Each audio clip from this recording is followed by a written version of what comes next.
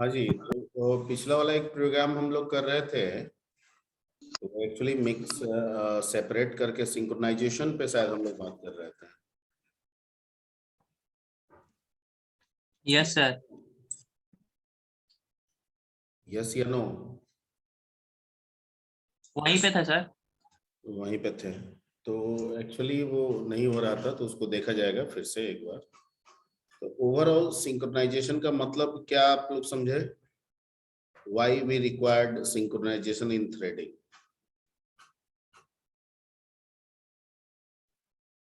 जाहिर बात है कि जब थ्रेडिंग में सिंक्रोनाइजेशन की जरूरत पड़ती है तो मल्टीटास्किंग में भी सिंक्रोनाइजेशन की जरूरत पड़ती होगी। Yes sir. ठीक है। सर आवाज ब्रेक कर रहा है सर। आवाज ब्रेक कर रहा है? आवाज तो ठीक है ना जी? लैन से चल रहा है।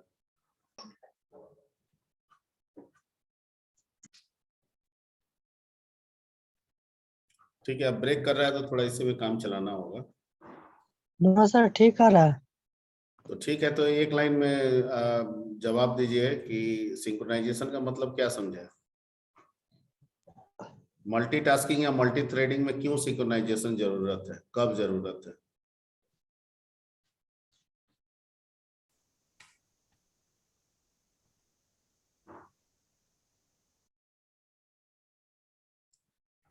सर सिंक्रोनाइजेशन तब जरूरत होगा सर, जैसे सर पिछला टास्क में हम लोग जो प्रिंटिंग का काम कर रहे थे, तो सर जो रैंडमली वो प्रिंट करा था ना, किसी का ज्यादा किसी का कम, तीनों थ्रेड को सर जो टाइम इंटरवल वो दे रहा था, तो सर अगर उसको एक सिंक्रोनाइज मतलब एक सर एक ही पर्टिकुलर पैटर्न में प्रिंट कराना है, तब सर हम लोग सिंक्रोनाइजेशन का यूज करते हैं। नहीं, एक ही पैटर्न में मतलब क्या हुआ?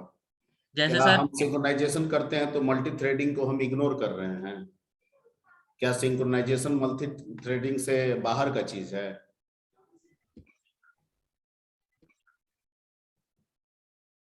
क्या सिंक्रोनाइजेशन मल्टी थ्रेडिंग से बाहर का चीज है?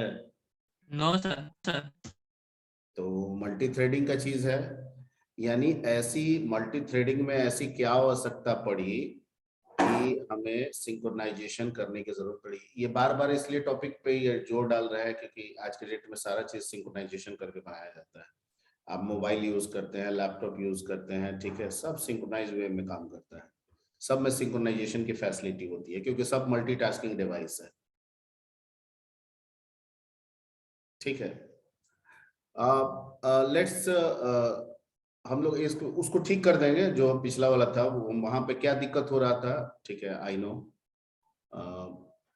तो पहले एक थोड़ा सा ओवरव्यू पे हम लोग आते हैं, क्योंकि चीजें आपके दिमाग में किसी किसी और भी माध्यम से अटक जाए, ये मेरा प्रयास है कि आप सिंक्रोनाइजेशन को समझने की कोशिश करें। Let your mobile is equipped with Bluetooth feature, okay? Yes sir. And that the Bluetooth is used for communicating from one device to another. Clear? yes no बोलो।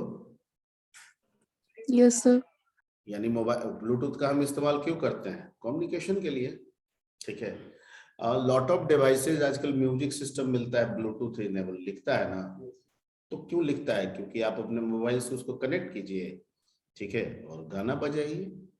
ठीक है, टेलीविजन ब्लूटूथ इक्विप्ड आ रहा है, टेलीविजन से attach कीजिए, television को आप control कीजिए अपने मोबाइल से, या मोबाइल के फीचर को टेलीविजन में देखिए। ठीक है, तो कई डिवाइसेस ब्लूटूथ इक्विप्ड आ रहे हैं। मैं इसीलिए ब्लूटूथ और भी एग्जांपल ले सकता था, इसीलिए मैं ब्लूटूथ पे लेके चल रहा हूँ।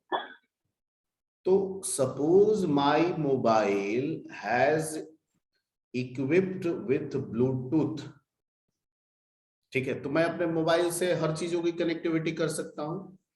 आई can pair my mobile with the music system, ठीक है, I can pair my mobile to other mobile, ठीक है, I can pair my mobile to Vinayak mobile. Yes या नो बताइए, होता है कि नहीं होता है, ये बताइए। होता है सर। होता है सर। ठीक, तो मान लीजिए मेरा मोबाइल मैंने विनायक से भी पेयर कर लिया, ठीक है, और मैंने कोमल से भी पेयर कर लिया, ठीक है, मैंने मान लीजिए, और कौन है इसमें, तुम्हारा क्या नाम है जी? शिव जी से भी मैंने पेयर कर लिया, ठीक। तो पर्पस क्या है पेयरिंग का, कि मैं जब विनायक से पेयर कर रहा हूं तो मैं विनायक को डाटा भेजना चाह रहा हूं या विनायक से डेटा लेना चाह रहा हूं, यही ना दो चीज होगा। मैं कोमल के साथ जब यस पेयर कर सर। रहा हूं तो कोमल, मैं चाहता हूं कि मैं अपना डाटा कोमल के भेजूं या कोमल डाटा मेरे को भेजे, that is the meaning of pairing. मैं शिवजी के साथ पेयर करता हूं तो मैं शिवजी को डाटा भेजना चाहता हूं या शिवजी से डाटा मंगाना चाहता हूं, यही मतलब है पेयर का। तो मेरा एक मोबाइल तो तीनों से पेयर हो चुका है, ठीक है, ओके। लेकिन एक एजम्पशन कीजिए कि मान लीजिए कि मैं विनायक से कनेक्ट हो गया ब्लूटूथ से, एट द सेम मोमेंट कोमल और शिवजी भी कनेक्ट हो गए, ठीक है, और मैं, चूंकि पेयर तो वो भी है, और मैं विनायक को डेटा प्रोवाइड कर रहा हूं, ठीक है, विनायक को डेटा प्रोवाइड कर रहा हूं, तो जो दोनों आए वो भी तो पेयर्ड है, वो भी तो हमको कम्युनिकेट करने की कोशिश कर रहे हैं। तो उस केस में क्या होगा, अगर हमारा मोबाइल सिंक्रोनाइजेशन का स्टेट नहीं बनाएगा तो उस केस में डेडलॉक सिचुएशन आ जाएगा, नहीं आ जाएगा? क्या एट द सेम मोमेंट तीनों ये करेगा और तीनों कहेगा कि हम भी आपको डाटा भेज रहे हैं, हम कह रहे हैं हम तो विनायक को डाटा भेज रहे हैं, शिवजी तुम डाटा भेजोगे, हम कैसे रिसीव करेंगे, हम ऑलरेडी इंगेज है, ठीक है। अब अगर सिंक्रोनाइजेशन नहीं बनाएंगे तो वो कहेगा ना हम भेजेंगे, हम कहेंगे ना हम विनायक को भेजेंगे, वो कहेगा ना हम भी भेजेंगे, तो situation become critical and this situation will be create a deadlock situation. मैं थोड़ा जो बता Yes, रहा sir. हूँ वो पल्ले पड़ रही है? Yes sir. ठीक है। तो जो ब्लूटूथ पेयरिंग है वो एक्चुअली थ्रेडिंग है। वो क्या है? थ्रेडिंग। थ्रेडिंग है, मतलब हम एक साथ 10 के साथ कनेक्ट हो गए, तो हम 10 थ्रेड के साथ कनेक्टेड हैं, पर हम यहाँ चाहते हैं कि 10 भले हमसे कनेक्ट हो, लेकिन अगर हम जो कि रिसोर्स हैं, हम क्या हैं? रिसोर्स। अगर हम एज अ रिसोर्स किसी एक के साथ अगर अटैच्ड हो गए हैं तो बाकी जो थ्रेड रिस्पॉन्ड करे इसी रिसोर्स को एक्सेस करने के लिए, तो उनको रोक दिया जाए, नहीं तो फिर तो डेडलॉक सिचुएशन हो जाएगा। नहीं, अब जैसे मान लीजिए कि 10 बच्चे हैं और एक एप्पल रख दिया जाए, ठीक है, तो 10 बच्चे झगड़ा करने लगे, हम खाएंगे, मेरा है, मेरा है, मेरा है, नहीं हो गया। Yes sir. ठीक है ना, हम लोग डेडलॉक बोलते हैं, ठीक है, यस फिर सर। कोई यूटिलाइज नहीं कर पाएगा उसका, ठीक है। इसी को बचाने के लिए, ठीक है, वो जो एप्पल रखते हैं वो एप्पल कहता है कि मैं सिंक्रोनाइज्ड हूं, इसका मतलब कि अगर एक के साथ कनेक्शन एस्टेब्लिश हो गया है, कर लिया हूं, तो बाकी जो लोग हैं भले आएंगे लेकिन वो चले जाएंगे, एक्सेस तब नहीं कर पाएंगे तक, सर। हाँ, नहीं कर पाएंगे तब तक जब तक कि एक के साथ कम्युनिकेशन ब्रेक नहीं ना हो हो जाता जाए, है ठीक है। सर। ये कुछ म्यूचुअल एक्सक्लूजन जैसा है ऑपरेटिंग सिस्टम का। बिल्कुल बिल्कुल, सब तो सब जुड़ा ही हुआ है ना, ठीक है। तो वहीं पे हम लोगों ने पिछले क्लास में वही कोशिश भी की थी और उसी कोशिश को थोड़ा सा आगे बढ़ाते हैं। थोड़ी सी उसमें गड़बड़ी हो गई थी, कंसेप्चुअली थोड़ा सा ये था। तो किस नाम से बनाए थे उसको?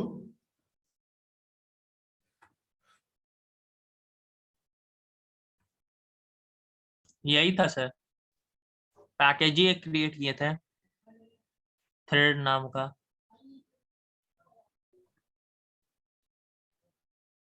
ना, ये नहीं था सर यही थ्रेड वाला था सर।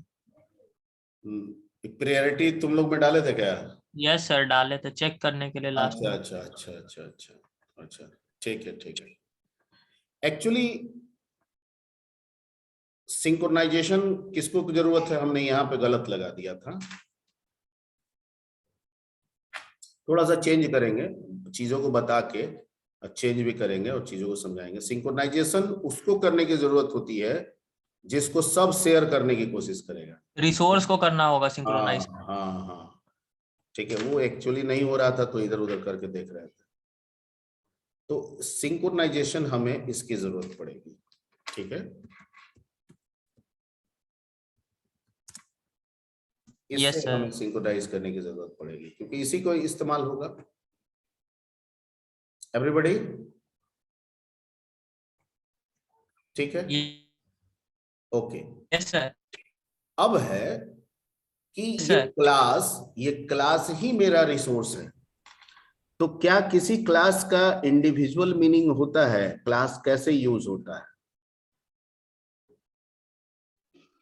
ऑब्जेक्ट के द्वारा। ऑब्जेक्ट के द्वारा, एब्सोल्युटली राइट। क्लास यूज होता है ऑब्जेक्ट के द्वारा। क्लास यूज होता है ऑब्जेक्ट के द्वारा। किसके द्वारा? ऑब्जेक्ट के द्वारा सर। ओके।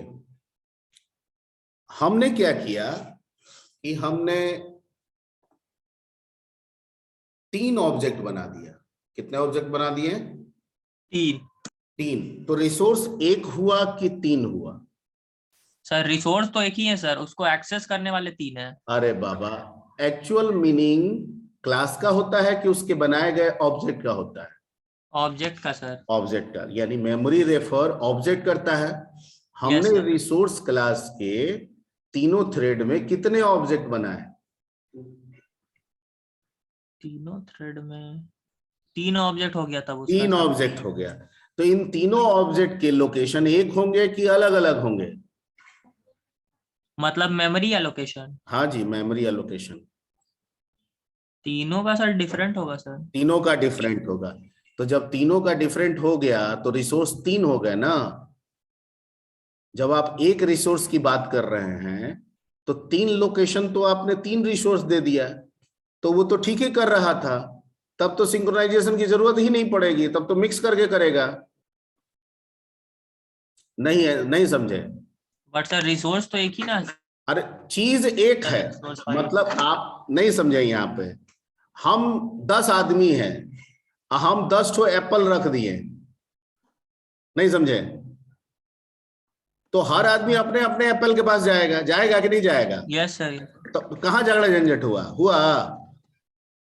कोई डेडलॉक सिचुएशन जैसा कुछ नहीं आ रहा है। और दिक्कत क्या है कि जब हम एक एप्पल रख रहते हैं, आदमी 10 हो जाए तो कहेगा हम खाएंगे, हम खाएंगे, हम खाएंगे, है ना?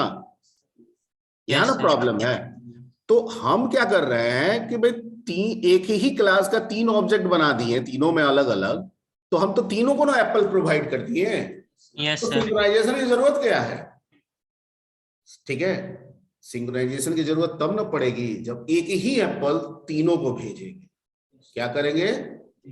एक ही एप्पल तीनों को भेजेंगे। एक ही एप्पल हम इसमें नहीं किए थे और वही आज करना है। यही वजह था ये जो अलग अलग इसमें आर बना दिए, इसमें भी इसका सेपरेट आर है, इसमें भी इसका सेपरेट आर है। तीनों के लोकेशन क्या हो गए? अलग अलग हो गए। ठीक है, हमको कुछ ऐसा करना है कि रिसोर्स एक हो, ये तीनों उसी एक का इस्तेमाल करें। तो ये न्यू तीनों में नहीं होना चाहिए। क्या नहीं होना चाहिए? न्यू नहीं होना चाहिए। तो हम एक काम करते हैं, हम इसको हटाते हैं। मैं पहले जो बताया वो समझ में आना चाहिए, ठीक है? नहीं तो फिर बताने का मेरा कोई मतलब नहीं रहेगा। देखिए, कभी कभी क्या होता है कि आदमी जब प्रैक्टिकली करता है और कुछ लॉजिकली गलतियां होती है तो उससे सीखने को भी मिलता है ना। Yes sir. तो इसमें संयोग से पिछली बार ऐसा हो गया था जिससे एक सीखने का मौका मिला। ठीक है, हमको भी आपको भी। ठीक है, तो हमको ऑलरेडी था, ये एक्चुअली पढ़ाने के क्रम में ऐसा हो गया था, वो दिमाग में मेरे आया नहीं, लेकिन जैसे ही आपको बता के और फिर 10 मिनट हम सोचे इस पे ना, तो तुरंत आ गया कि ओ ये एक मिस्टेकिंग हो रहा था। तो कल बीएससी आईटी वाले को तो बता दिए थे प्रॉपर ढंग से। ठीक है, तो यहाँ पे हो क्या रहा है कि सिंक्रोनाइजेशन की जरूरत तब पड़ती है जब एक रिसोर्स का इस्तेमाल सारे थ्रेड करने लगते हैं। एक रिसोर्स, हम यहाँ जो रिसोर्स बनाए हैं वो एक क्लास है, और उस क्लास का इंपॉर्टेंस नहीं होता है जब तक कि हम उसका ऑब्जेक्ट क्रिएट ना करें। तो अगर हम इस क्लास को एज अ रिसोर्स मान रहे हैं तो इसका मतलब ये होना चाहिए कि इसका एक ऑब्जेक्ट, सिर्फ एक ऑब्जेक्ट तीनों में जाना चाहिए यूज के लिए। मैं जो बोल रहा हूं समझ में आ रही बात? Yes sir, yes sir. एक ऑब्जेक्ट तीनों थ्रेड के पास जाना चाहिए, तब रिसोर्स शेयरिंग होगा कि भाई एक ही है, तीनों के पास जा रहा है, तीनों रेस्पॉन्ड कर रहा है। ठीक है, तो ये कैसे होगा? तो यहां सिंक्रोनाइजेशन की जरूरत है। हम लोगों ने क्या कर दिया था कि काम तो ठीक ही कर रहे थे, लेकिन तीनों में जाके तीन ऑब्जेक्ट बना दिए Yes. ना। Yes sir. तो तीन ऑब्जेक्ट बना दिए तो तीन अलग अलग रिसोर्स हो गया। तो फिर तो वहां सर वो दिक्कत कहाँ है, वहां प्रॉब्लम सेपरेटली कहाँ एक्सेस हुआ? कर रहा है। ठीक है, तो अब हम क्या करते हैं, इन तीनों का जो अलग अलग रिसोर्सेस था इसको हम हटा देते हैं। हटा दें? Yes sir. हटा दिया, हटा दिया, हटा दिया। ठीक है, तो सर तो फिर तो आर डॉट शो गलत हो गया। तो इसको हम कहां से भेजेंगे? तो हम मेन थ्रेड जो बनाए हैं ना, वहां पे हम रिसोर्स का एक ऑब्जेक्ट क्रिएट करेंगे। क्या करेंगे? कहां पे? मेन थ्रेड में। मेन थ्रेड में। यहां पे हम क्या करेंगे, प्रायोरिटी हटाइए, इसकी जरूरत नहीं है।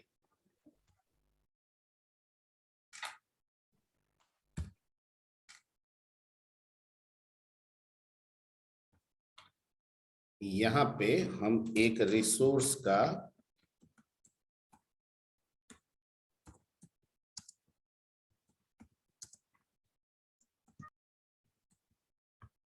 बना लिए। क्लियर? ठीक है, और यही एक ऑब्जेक्ट हम तीनों को भेजेंगे। किसको भेजेंगे? तीनों को। तीनों को। अब हो गया ना, समझ में आ रहा है? Yes object sir. तीन नहीं ना हुआ, ऑब्जेक्ट कितना है?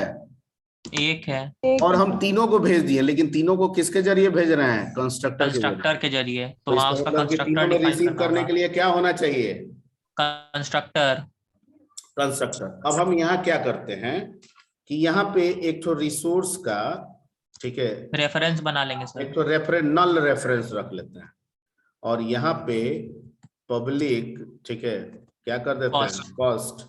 और यहाँ पे कंस्ट्रक्टर को सर पब्लिक एक्सेस स्पेसिफायर के अंदर डिक्लेयर करना जरूरी है। कंस्ट्रक्टर के आगे पब्लिक लगाना जरूरी है सर, क्योंकि इसको C++ में नहीं लगाते हैं तो भी हो जाता है, यहाँ हम लोग शायद देते हैं। देख चेक करना होगा कि नहीं देने पे एक्सेप्ट कर रहा है कि नहीं, वो चेक कर लीजिएगा। ठीक है, सेम पैकेज सेम फाइल में तो हो जाता है काम सर। हाँ तो कर लीजिएगा ना, वो कोई बहुत बड़ा नहीं है। कंस्ट्रक्टर पब्लिक ही ना होता है। अरे कंस्ट्रक्टर क्या प्राइवेट होता है? प्रोटेक्टेड होता है। नो सर, वो तो पब्लिक ही पब्लिक ही एक्सेस। होता है। अब न, आपका क्वेश्चन है कि नहीं लिखेंगे तो काम करेगा कि नहीं, तो वो देख लीजिएगा हटा के। ठीक ओके। है, ये कोई बहुत बड़ा कंसर्न नहीं है कि सर हटा देंगे लगा देंगे, ये कोई बहुत बड़ा कंसर्न नहीं है। ठीक है, ये एक चीज एक्चुअली प्रैक्टिकल व्यू पॉइंट से आप समझ लिए तो समझ लीजिए। ठीक है ना? ओके, अब इसमें क्या करना है कि जो जेड लिखे हैं ना, यहाँ पे दोनों सेम हो गया तो कोई दिक्कत नहीं है, सेम भी रहने दे सकते हैं। Yes sir.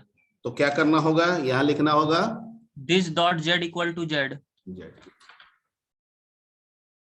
ठीक है, यही काम हमको सेकंड में भी करना होगा। Yes sir. Yes sir. और यहाँ पे क्या लगा देंगे? Public second.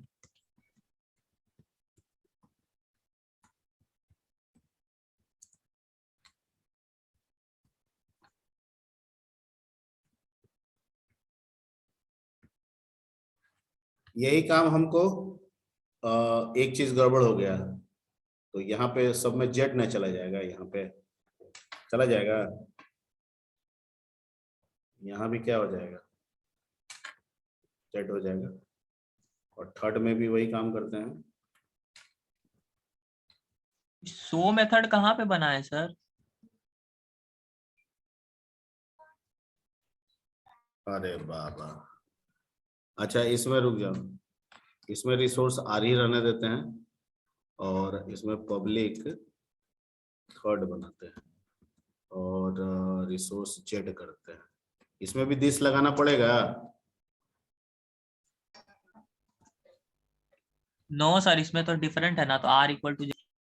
ठीक है, अब ये कह रहा है कि आर डॉट जो शो कर रहा है वो कहाँ है, ये रिसोर्स के अंदर यही ना शो जो है, जो सिंक्रोनाइज है, जो 1 से 100 तक प्रिंट कर रहा है। Okay sir. तो अब तो ये तीनों को एक साथ शेयर कर लिए एक ही ऑब्जेक्ट में। Yes sir. तो तीनों झगड़ा करेगा कि नहीं, कुछ हम करेंगे, कुछ हम करेंगे, कुछ हम करेंगे। लेकिन ये तो कह रहा है कि मैं तो सिंक्रोनाइज हूं, मैं एक के साथ जिसके साथ पहली बार कम्युनिकेशन एस्टेब्लिश करूंगा, जब तक उसके लिए 1 to 100 नहीं होगा, दूसरे का काम नहीं होगा। यस। भले आप आते रहो, ये काम नहीं करेंगे। जब एक का एंड होगा तब दूसरे का करेंगे, जब दूसरे का एंड होगा तब थर्ड का करेंगे। तो इसका मतलब 1 to 100 का सीक्वेंस हमको 3 बार मिलना चाहिए। यस सर, और सेपरेटली मिलना चाहिए सर। और सेपरेटली मिलना चाहिए। ठीक है,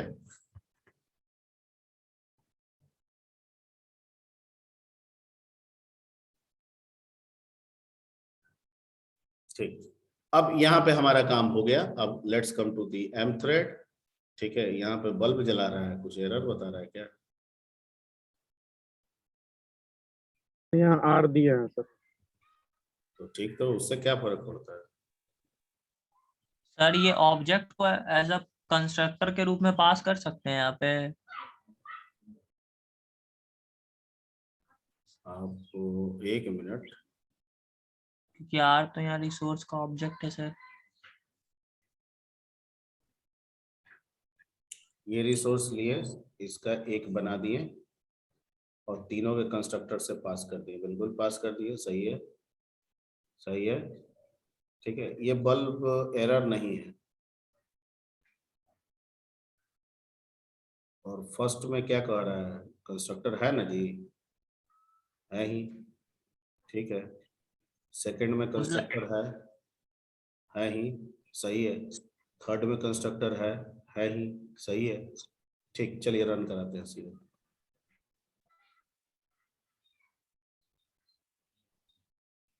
देखिए, ये हेलो भी डाल दिए थे क्या हम उसमें? हेलो भी डाला हुआ है। Yes sir. अच्छा ठीक है, तो हम, रिसोर्स वाले क्लास में है। अरे अभी भी मिक्स कर दे रहा है क्या जी? मिक्स हो जा रहा है। एक बार कंपाइल करना होगा क्या?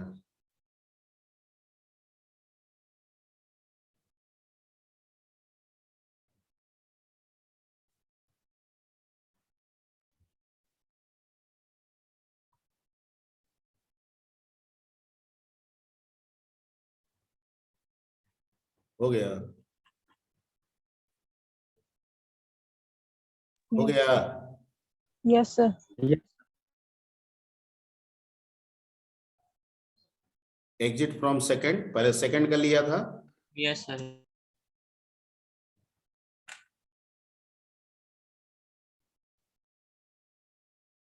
वो हेलो हटा दीजिए। एग्जिट फ्रॉम थर्ड, फिर थर्ड का किया, और फिर लास्ट में क्या लिखा है, एग्जिट फ्रॉम फर्स्ट। ठीक है, रिसोर्स में हेलो हटा दीजिए, कोई जरूरत ना है इसको, और स्पष्ट नहीं दिखाई पड़ रहा है, तो इसको रन दीजिए। ठीक है, एक बार और रन करा देते हैं। अच्छा,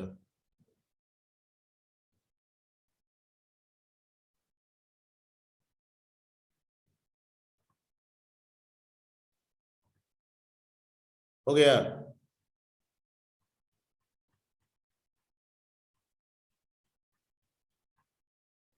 एक से 100,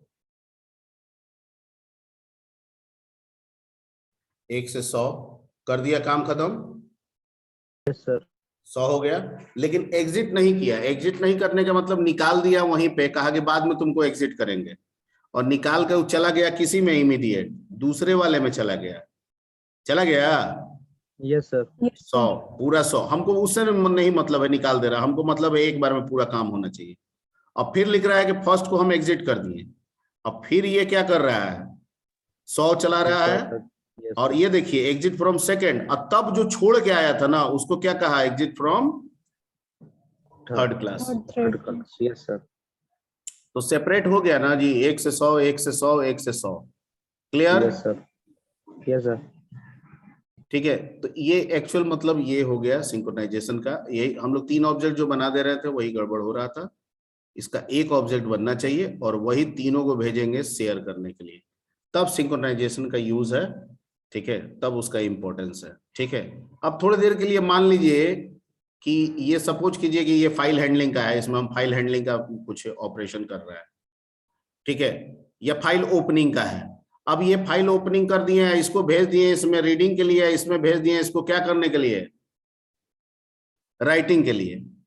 रिसोर्स एक ही है और एक को भेज रहे हैं रीडिंग के लिए, एक को भेज रहे हैं क्या चीज के लिए, राइटिंग के लिए। ठीक है, तो यहाँ पे सिंक्रोनाइजेशन रिक्वायर्ड होगा। तो मैं चाहूंगा कि इसको आप लोग नोट कर लें और नोट करके इसको इसी तरह से बनाइएगा, ये जरूर बहुत काम का चीज है।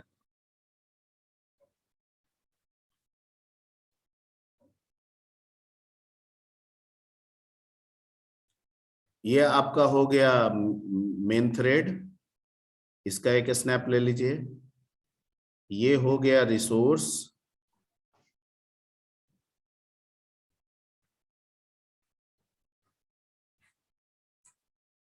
इसका एक ले लीजिए स्नैप।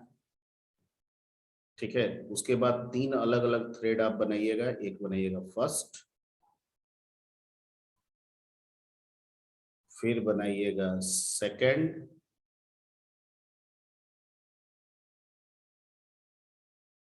फिर बनाइएगा third.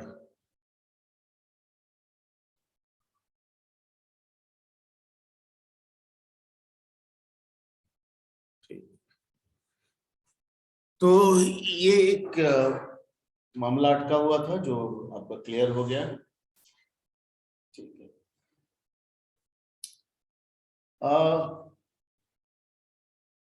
What do you mean by GUI programming?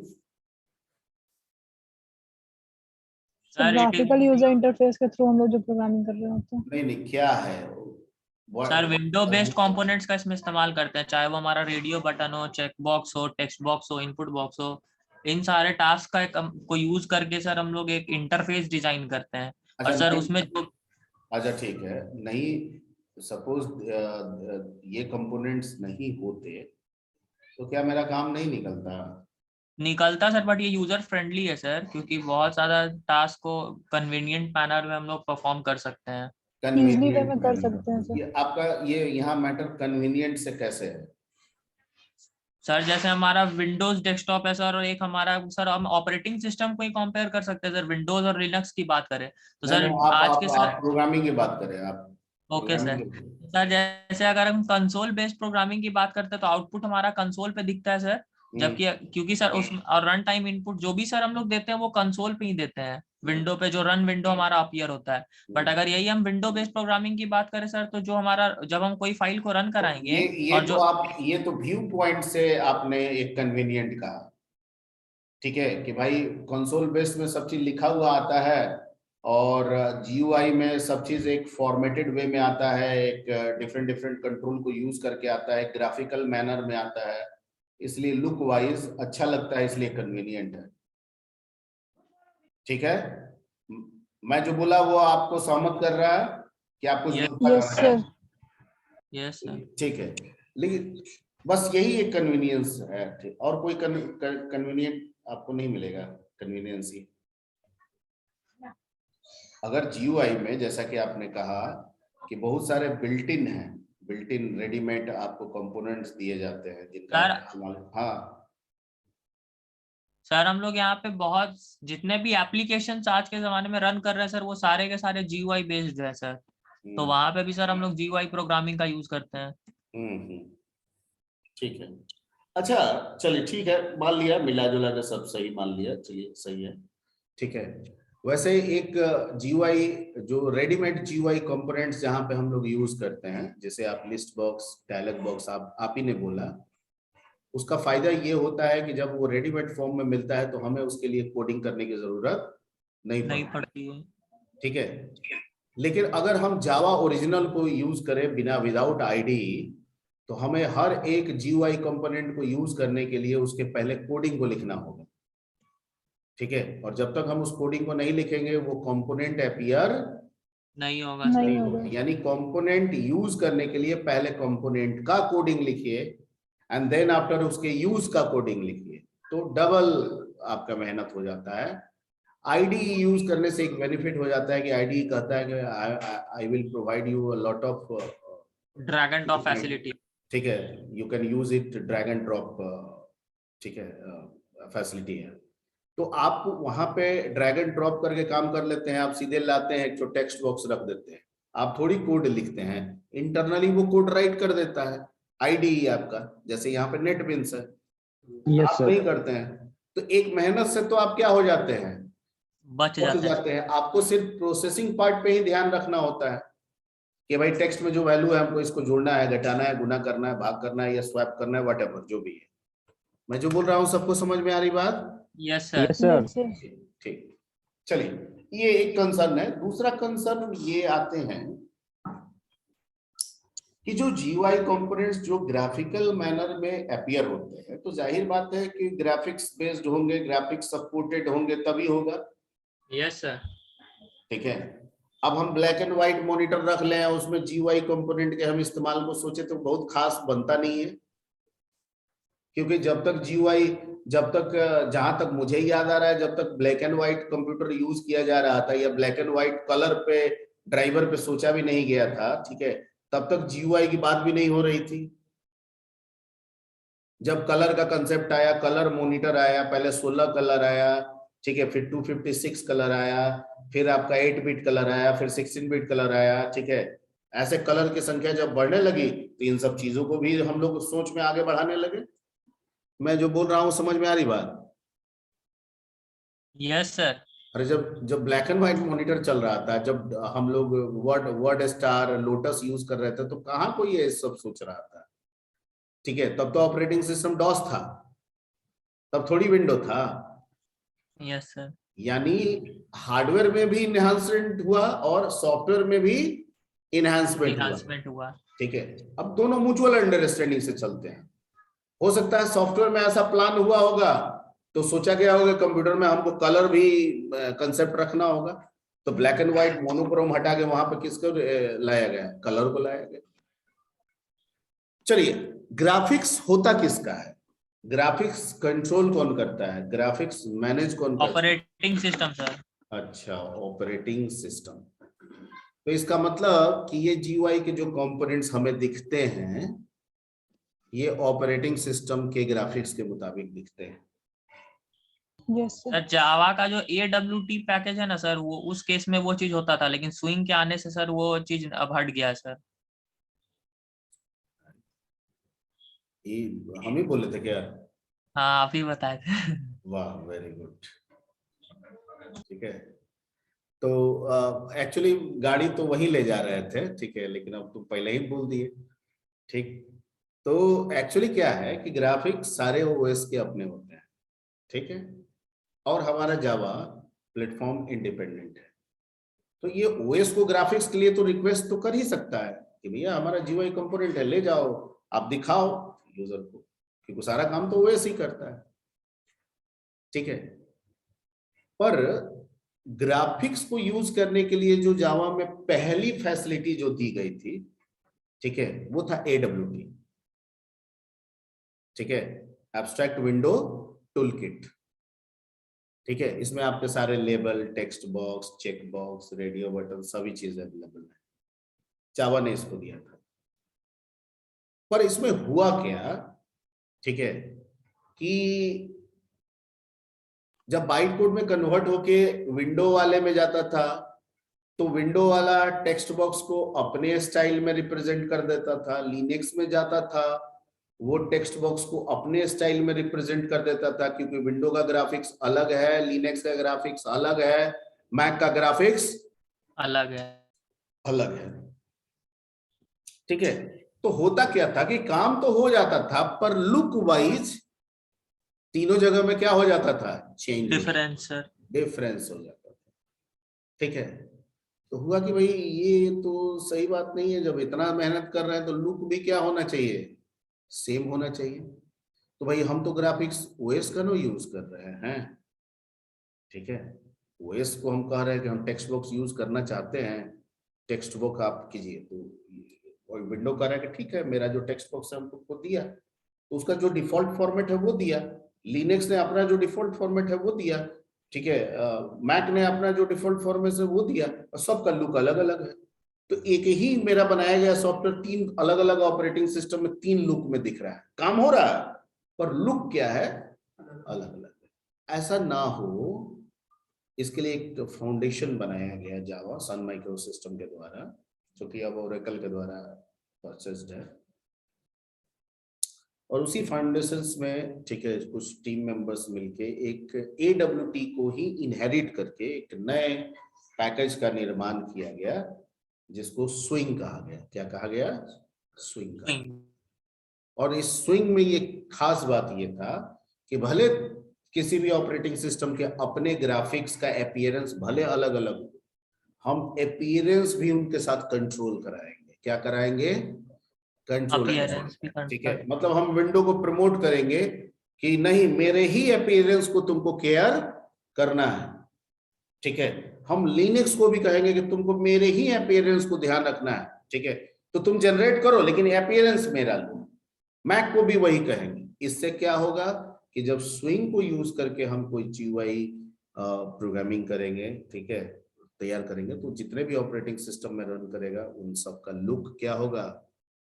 एक ही होगा। ठीक है, ओके, तो एक ऑथेंटिक लगेगा, है ना। अरे हर कोई चाह रहा है कि मेरा कहीं पे भी रन करे लुक एक जैसा हो, हम देखते पहचान जाए कि ये मेरा ही सॉफ्टवेयर है। क्लियर?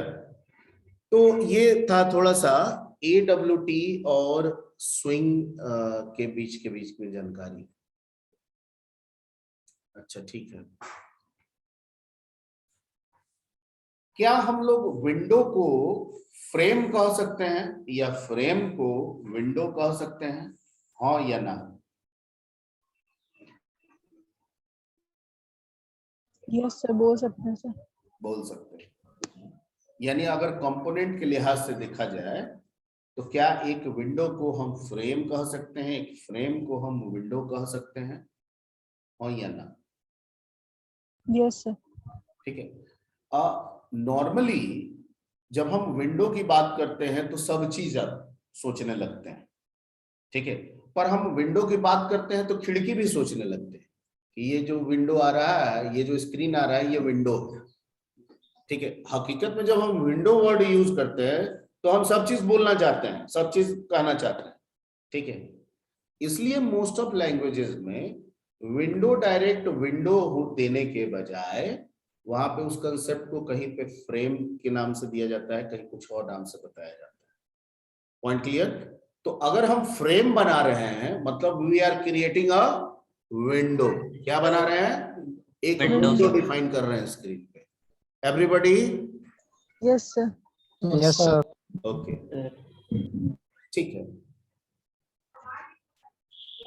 अच्छा, खिड़की में हम खिड़की को भी विंडो कह सकते हैं?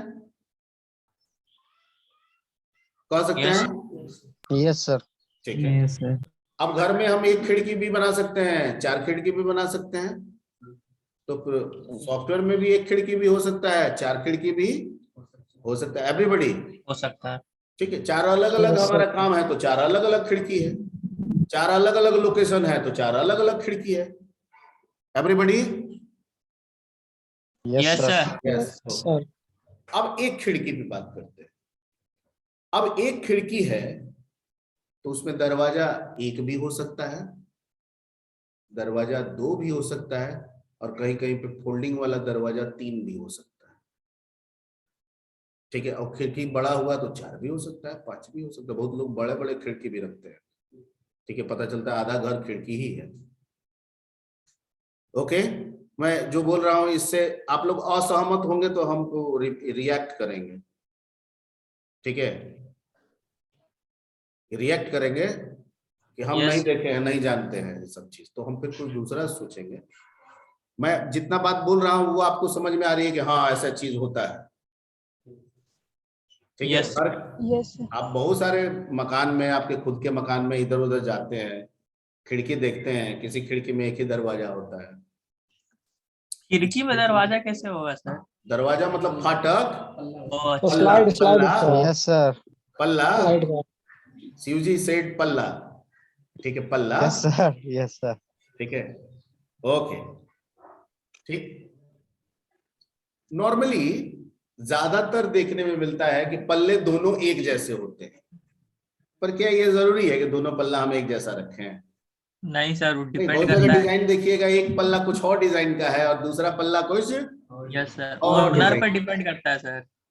ठीक है, घर पे, डिजाइन पे, सब पे डिपेंड करता है वो। एवरीबॉडी, यस सर, तो सेम भी हो सकता है और डिफरेंट भी हो सकता है। ठीक है, ये जो पल्ला का जो कंसेप्ट है ना खिड़की में, फ्रेम के अंदर इसे पैनल बोलते हैं। क्या बोलते हैं? पैनल। पैनल। ठीक है, अब हमारी जरूरत अगर एक ही पल्ले की है तो एक पैनल रखेंगे एक फ्रेम के अंदर। हमारी जरूरत 2 पल्ले की है तो हम 2 पैनल भी बना सकते हैं। 3 का है तो 3 पैनल भी क्रिएट कर सकते हैं। कर सकते हैं। यानी पैनल उस फ्रेम में होते हुए भी एक सेपरेशन देता है। क्या देता है? सेपरेशन। सेपरेशन देता है। This is the exact meaning of panel.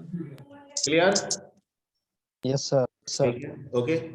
सामान्यतः अगर हम जनरल काम कर रहे हैं तो एक फ्रेम ले रहे हैं, तो नॉर्मली एक पैनल लेके चल रहे हैं, काम कर रहे हैं। ठीक है, कभी कभार क्या होता है कि पैनल बिना लिए हुए भी फ्रेम पे काम किया जा सकता है। फ्रेम कहता है कि बाय डिफॉल्ट तो हम खुद में एक पैनल भी तो है, 10 नहीं है लेकिन एक तो है। ठीक है, तो आप उस पर भी काम कर सकते हैं, लेकिन तब आप बाइफर्केशन नहीं कर सकते हैं। नहीं जब कर भी पाएंगे। बाइफर्केशन का व्यू पॉइंट आपको लाना होगा, आपको फ्रेम के अंदर पैनल का कंसेप्ट देना ही होगा। जाना पड़ेगा। आई थिंक इतना तो सुने ही होंगे पहले से।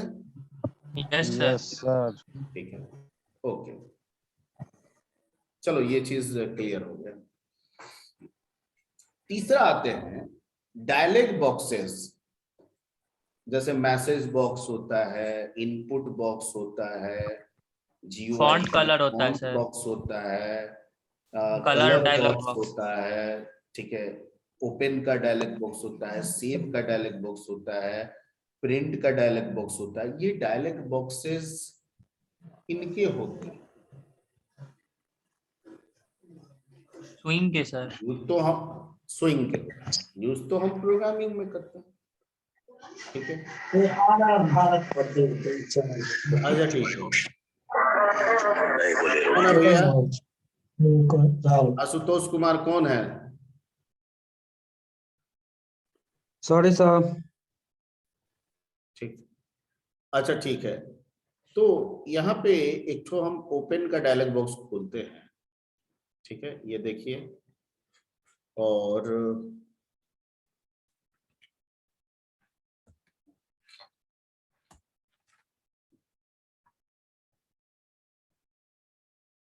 ये देखिए,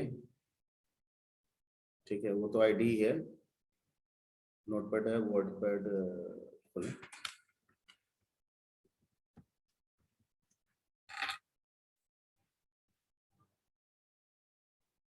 ठीक, तो थोड़ा सा इसमें डिफरेंसेस निकाल देते हैं। यहाँ पे आप ये वर्डपैड का ओपन देख लिए हैं? Yes sir. ये दिख लुक दिख गया ना आपको? ठीक है, वर्डपैड एक अलग एप्लीकेशन है ना, यस सर। नोटपैड एक अलग एप्लीकेशन है ना। इसका ओपन देखिए, उसके ओपन और इसके ओपन में क्या अंतर दिख रहा है?